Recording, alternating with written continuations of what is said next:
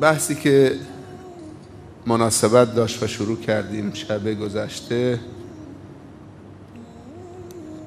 نگاهی گذرا و کوتاه و مختصر اما مفید به سیرت و زندگی یکی از مردان بزرگ این امت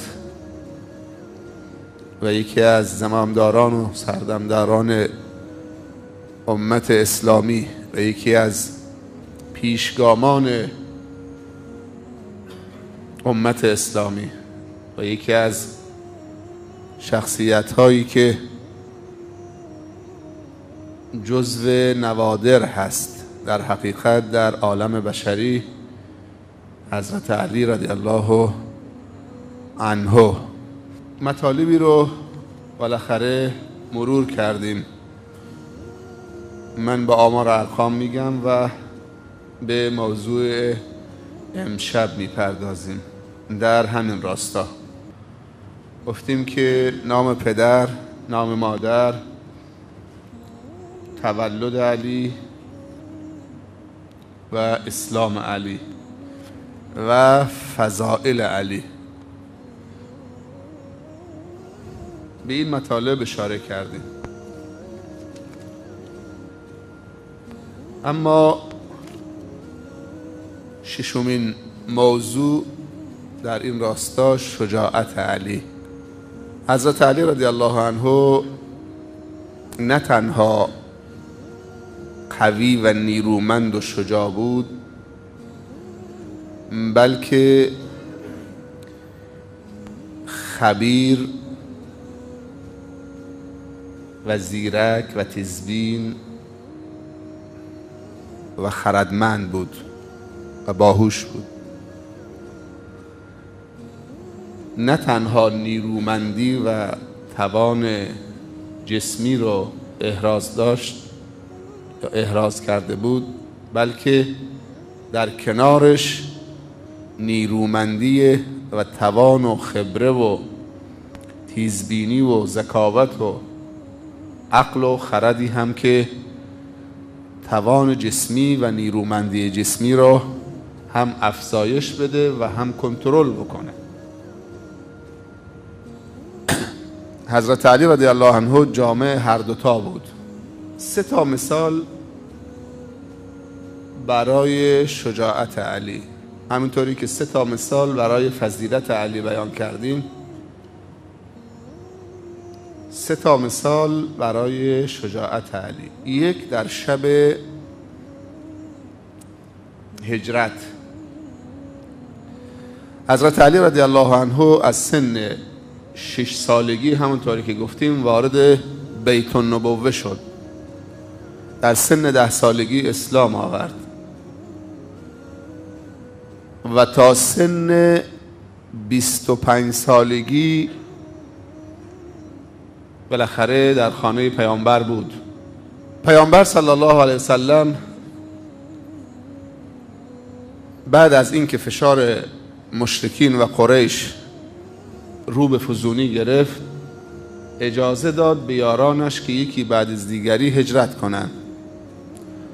اولین هجرت به حبشه بود که کم و بیش در جریان اون هجرت هستید، چون شنیده شده بود که در سرزمین حبشه پادشاهی عادل هست، بر دین مسیحیت بود، نجاشی، و ظلم و ستم در نزد او روا نیست و عادل و حمایت میکنه.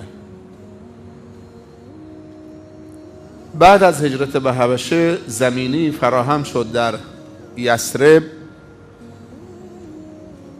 و تعدادی از اهل یثرب در عقبه با پیامبر صلی الله علیه وسلم ملاقات کردند، برگشتن تبلیغ دین اسلام رو شروع کردن در یثرب و بعد تعداد اونها روز به روز افزایش پیدا میکرد و بعد پیامبر صلی الله علیه وسلم مصعب ابن عمیر رو به عنوان سفیر خودش به یثرب فرستاد و زمینی فراهم شد که مسلمانانی که در مکه تحت فشار و اذیت و آزار بودن اجازه بهشون داده شد که هجرت بکنن به یثرب و اونجا در امان باشن با دینشون. اما خودش منتظر بود تا دستور خدا صادر بشه.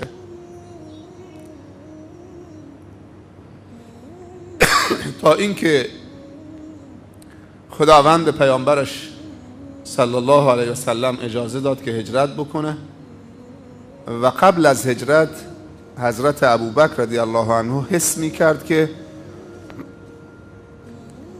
وقت هجرت پیامبر صلی الله علیه و سلم نزدیکه. همیشه می رفت پیش رسول الله صلی الله علیه و سلم می گفت از صحبت یا رسول الله، صاحبش در این هجرت باشد، در این سفر. تا اینکه امر خداوندی صادر شد و ابوبکر رضی الله عنه گفت از صحبت یا رسول الله و رسول الله گفت از صحبت یا ابوبکر، تو انتخاب شدید برای اینکه همسفر من باشید در این سفر، سفری که در حقیقت دیگه 100 تا شتر برای زنده و مرده هر دوتاشون گذاشته بودن. پس حضرت ابوبکر رضی الله عنه انتخاب شد برای همسفر بودن در این سفر پرخطر و پرخاطره. اما حضرت علی رضی الله عنه پیامبر صلی الله علیه و سلم بهش دستور داد که در بستر بخوابد و بعد از هجرت پیامبر صلی الله علیه و سلم در مکه بماند و امانت‌ها و ودیعه هایی که قریش و مردم نزد آن حضرت به امانت گذاشته بودند، خوب دقت بکنید این نکته رو، با وجودی که قبولش نداشتن ولی به عنوان یک امین قبولش داشتن. قبلا هم گفتم که قریش قبل از بعثت پیامبر صلی الله علیه و سلم پیامبر را به 5 وصف توصیف کرده بودند. معروف بود: محمد امین، محمد طاهر، محمد صادق، محمد حکیم یعنی عاقل با درایت، و محمد رحیم و مهربان. اما وقتی که گفت من پیغمبر خدام، همونهایی که این 5 تا وصف بهش داده بودن گفتن محمد کاهن، محمد شاعر، محمد ساحر، محمد کذاب. تهمت‌هایی رو بهش زدن. عادت عرب این نبود که شبیخون بزنن و شبیخون زدن و جزو اعمال ناجوان مردانه به حساب می آوردن. شبیخون نمی زدن. اگر می خواستن کسی رو بکشن منتظر می شدن با طلوع آفتاب یا وقتی هوا روشن می شد می ریختن، کار رو تمام می کردن. اون شب پیامبر صلی الله علیه و سلم از خانه خارج شد، به حضرت علی رضی الله عنه گفت که شما رو تخت من تو حیاط، تو محوطه خانه اونجا بخواب،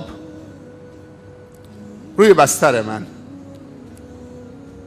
به 2 دلیل: این که مشرکینی که قصد دارن حمله بکنن از بالا اگر از رو خانه های اطراف نگاه بکنن تو محوطه ببینن که خوابیده، اطمینان خاطر پیدا بکنن و از اون طرف رسول الله مسیرش رو ادامه بده. سیاستمدار، فکر جنگیه، قهرمانان پیامبر صلی الله علیه وسلم. نه تنها یک پیشوای معنوی خوبه، بلکه یک فرمانده نظامی، یک فرمانده سیاسی، برنامه ریز، مدیر، روانشناس. و اگر از تو شکاف در نگاه بکنن بازم ببینن که یه نفر خوابیده، یه چیزی روش کشیده تو حیاته. اگر تو اتاق میخوابید خب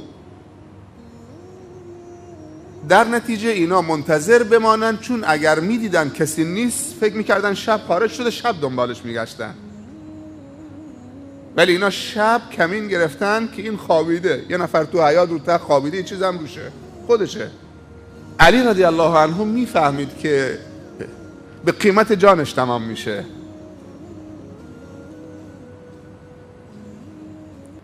این شجاعت علی رو داشته باشید، چون بعد کار داریم. همه این نکته ها رو داشته باشید.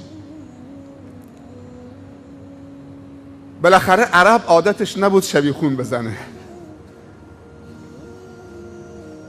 تو عرفشون این بود که هر کسی شب میریزه تو خونه کسی، این ناجوان مرده. خصلت‌های خوبی هم داشتن. منتظر شدن رسول الله صلی الله علیه وسلم خارج شد، ابوبکر رو گرفت، رفتن به مسیر غار ثور. مسیر مدینه رو عوض کردن. پس 3 روز اونجا موندن.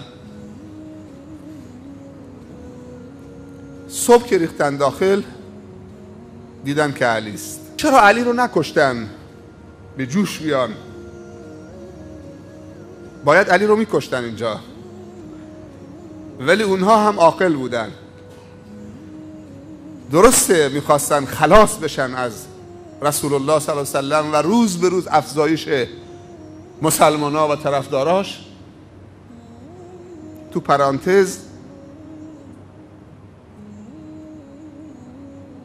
پرانتز تعداد مسلمان‌ها در کشور فرانسه روز به روز داره افزایش پیدا میکنه. تعداد مسلمان‌ها در فرانسه و بلژیک روز به روز، خصوصا تو رمضان امسال. از اون طرف هم فکر کردن که حالا فعلا دنبال اون 2 نفرن، اگر علی رو بکشن بنی هاشم هم درگیر میکنن، یعنی اونام دیگه مطالبه میکنن قریش به خون علی و دنبال دردسر زیادی نبودن. در نتیجه از قتل علی منصرف شدن، ولی خیلی جا خوردن اینجا. درسته پیامبر صلی الله علیه وسلم به حضرت علی تلویحاً اشاره کرد که تو در بستر من بخواب، بعد از من بمان در مکه، این ودیعت ها و امانت های مردم رو بهشون بر بگردان، در یثرب به من ملحق بشو. حضرت علی رضی الله عنه میفهمید که کشته نمیشه اینجا، چون پیامبر اشاره کرده که تو بعد از من بمون و این امانت های مردم رو بر بگردون به مردم که امانت هاشون ضایع نشه. این امانت مال فلانیه، این امانت مال فلانیه، این مال فلانیه، این مال فلانیه. ولی این نشانه بر این نیست که حضرت علی حاضر نبود جانشو فدای رسول الله صلی الله علیه وسلم بکنه. و در یک نکته اینو داشته باشیم که حضرت علی تو این ایثارگری سبب افزایش و توسعه دین و این اسلام در دنیا شد، با همین خوابیدنش که رسول الله صلی الله علیه وسلم به راحتی و آرامی با ابوبکر هجرت بکنن به مدینه. اگر اون نخوابیده بود شاید مسیر طور دیگه میشد و جریان طور دیگه میشد. پس پذیرفتنش که بخوابه فرصت و مجال داد به رسول الله صلی الله علیه وسلم که 2 روزی برود به طرف غار ثور و بعد از اینکه اوضاع آرام بشه مسیرش رو ادامه بده و برسه به یثرب و اونجا مرکزی برای توسعه هدایت به دنیا تأسیس بکند و مدینه النبی رو تأسیس بکند و مرکز دولت اسلامی و حکومت اسلامی. پس پذیرش حضرت علی که در این بستر بخوابد فرصت را برای رسول الله مهیا کرد که به برنامه هاش بپردازد و این میزه و این امتیاز برای علی رضی الله عنه ثبت شده در تاریخ که چه نقش بزرگی داشته در توسعه دین مبین اسلام که رسول الله به آرامی به راحتی خارج بشود. پس بزرگترین عامل تأثیرگذار در دعوت رسول الله صلی الله علیه وسلم در ابتدای کار اینجا حضرت علی رضی الله عنه بعد از ابوبکر صدیق رضی الله عنه و دیگر یاران، حضرت علی هم در موفقیت رسول الله نقش بسزایی داشت. این یک مورد از صدها مورد شجاعت علی. اما دومین شاهد بر شجاعت علی روز بدر، روز بدر در اول صبح روز جمعه 17 رمضان سال دوم هجری واقعه بدر صورت گرفته. جنگ بدر جنگ فرقانه. هر کسی در جنگ بدر از یاران پیامبر شرکت کرده صلی الله علیه وسلم، خداوند درباره اونها، پیامبر صلی الله علیه وسلم درباره اونها میفرمایند لعل الله اطلع علی اهل بدر فقال اعملوا ما شئتم انی قد غفرت لكم. میگه خداوند بر دلهای اهل بدر مطلع شد و بعد به اونها گفت هر کاری دلتون میخواد بعد از جنگ بدر انجام بدید که من شما را آمرزیدم. معروف به جنگ فرقان، جنگی که فرشتگان جبرائیل در شرکت کرده، جنگی که رسول الله صلی الله علیه وسلم مجبور شد بگه من انصاری الی الله اشیروا علی ایها الناس. هی تکرار میکرد چون خارج از مدینه بود. این جنگ به قصد گرفتن قافله رفته بودن، نه به قصد جنگ با دست خالی رفته بودن. قافله از شام می آمد به فرماندهی ابو سفیان و مال و اموال مسلمین که در مکه مصادره شده بود، اینا رفته بودن که در مقابل اون مال و اموال قافله رو بگیرن که کل قریش در این قافله سرمایه گذاری کرده بودن. ابو سفیان مطلع شد، قافله رو نجات داد.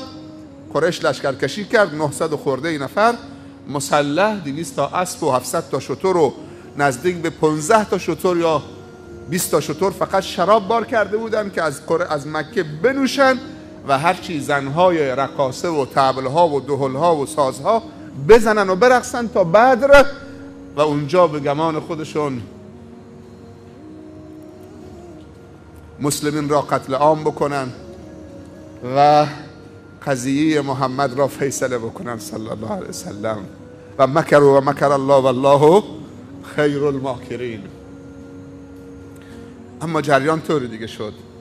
پیامبر وقتی که در مقابل این جریان قرار گرفت و تعدادشون هم کم بود، تقریبا 1/3 اونها بود، دستشون هم خالی بود، مهاجرین که همراهش بودن، فقط قضیه انصار بود که به پیامبر تعهد داده بودن صلی الله علیه وسلم ما در مدینه از تو دفاع میکنیم. پیامبر فکر میکرد الان خارج از مدینه است، تو بدره، آیا هنوز بر قولشون هستن یا نیستن؟ 3 بار میگفت اشیروا علی ایها الناس، مشورت بدید، نظرتون چیه؟ منظورش انصار بود، تا اینکه بار 3 فهمیدن که منظورشون اونه. به رسول الله صلی الله علیه وسلم بهش گفتن که تو به ما بگو خودتو به دریا بزنید، خودتونو به دریا بزنید، ما چشم بسته خودمونو به دریا میزنیم. من انصاری الی الله، همه اینها انصار تو هم. اینجا رسول الله از خوشحالی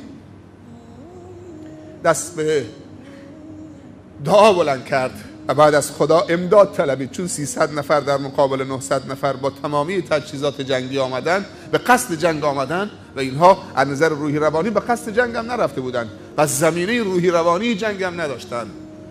و پیامبر عزلت گرفت در یه محلی و دستو بلند کرد، اونقدر دستشو لرزون و این دعا را کرد، گفت پروردگارا اگر این گروه مؤمن رو امروز نصرت نکنی، بعد از این روی زمین پرستش نخواهی شد.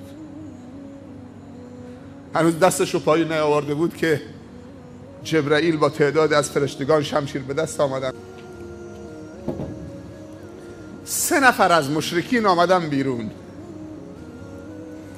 عتبه ابن ربیعه از پهلوانان بنام و شمشیر زنان و نیزه زنان و تیراندازان و از سواران به نام قریش و از بزرگان و سنادیدشون، عتبه ابن ربیعه و ولید ابن عتبه پسرش و برادر و برادر عتبه شیبه ابن ربیعه، این 3 نفر آمدن بیرون. 3 تا از جوانان حماسی و خونگرم انصار آمدن در مقابل این 3 نفر ایستادن. مثل شما، جوان خونگرم، حماسی، جهادی. عتبه بهشون گفت شما برید تو صف، ما قوم خودمون میخوایم، شما اهل یثربید، و در خور ما نیستید. شما برید. ما از قوم خودمون میخوایم، از قوم قریش مسلمان میخوایم. ما مشرکیم، کافریم به گفته شما. ما از خودمون میخوایم. اونا رفتن عقب، مبارزه نمی کنن، رفتن عقب. 3 نفر بیرون آمدن. یکیش حمزه بود، اسدالله. حمزه که میشناسید کیه؟ انسان قوی، نیرومند، قاطع، تیزبین، زیرک، ماهر، شخصیت فذ، منحصر به فرد و قوی، تو هیچ چیزی تردد نداره، دو دل نمیشه. از بزرگان قریش این دلیر و پهناور و این قهرمان بزرگ آمد بیرون در مقابلشون. نفر دوم حضرت علی آمد. این جوان هنوز دست به شمشیر نشده، هنوز تجربه نکرده. این خیلی مهمه اینجا، بدونی که فکر بکنه. بیرون آمد که در مقابلش 3 نفر ایستادن که هر کدوم دنیایی هم. حمزه در خور اونهاست، پخته است، کامله. اما این جوانه، مهارت نداره، تجربه نداره، کار نکرده زیاد با مسائل جنگی. و نفر سوم عبیده ابن الحارث. 3 نفر آمدن بیرون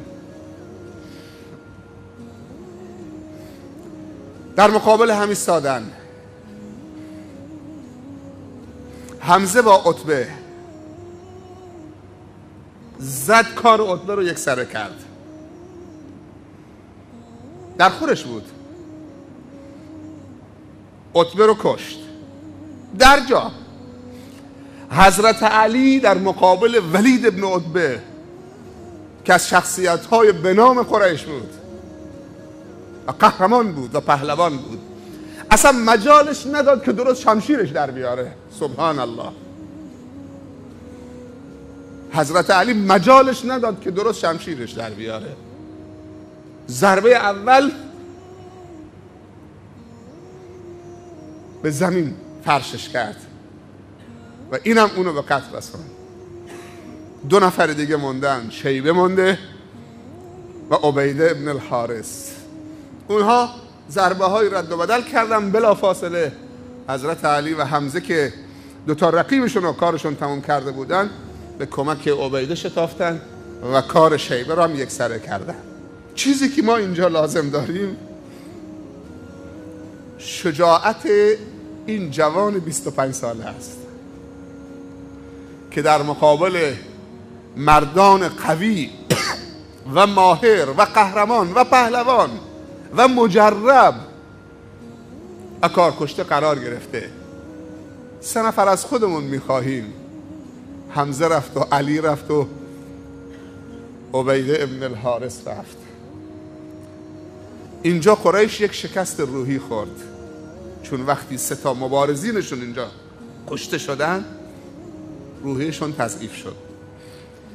ما نمیخواهیم که به جنگ بدر بپردازیم، یک بحث مفصله. این 2 مورد از شجاعت علی، باکی از مرگ نداشت، مأموریت تو هوا میزد. اما سومین صحنه‌ای که حضرت علی شجاعتشو به نمایش گذاشت و تقدیم خدا و رسول خدا کرد، من دیشبم تو نماز تهجد اشاره کردم.